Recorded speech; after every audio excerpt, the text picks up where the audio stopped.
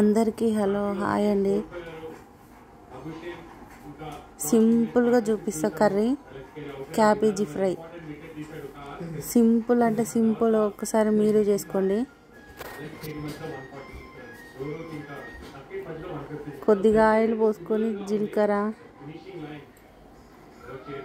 శనగపప్పు,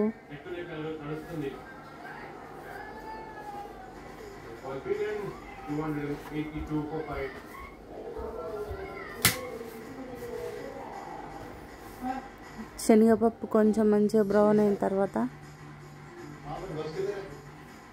ఆనియన్స్ వేసుకోండి.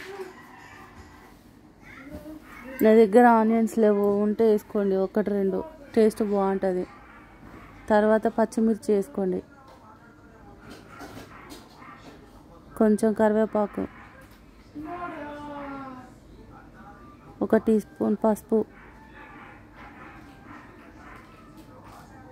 తగినంత సాల్ట్,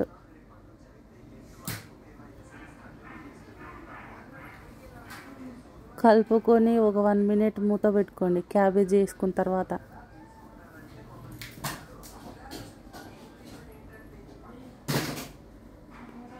సింపుల్గా టేస్ట్ అదిరిపోద్దండి. కారం కూడా ఏం వేయొద్దు, ఇందులో పచ్చిమిర్చి వేసుకోవాలి.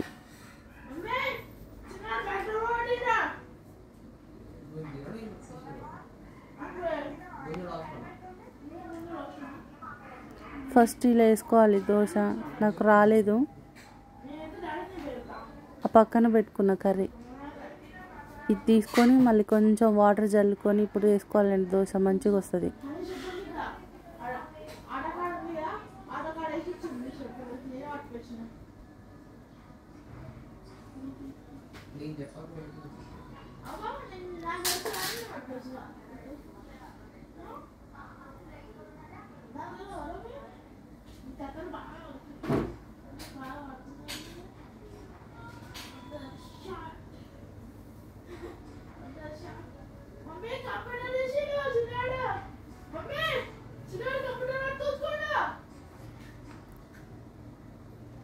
ఎంత బాగుందో చూసిరా క్యాబేజీ.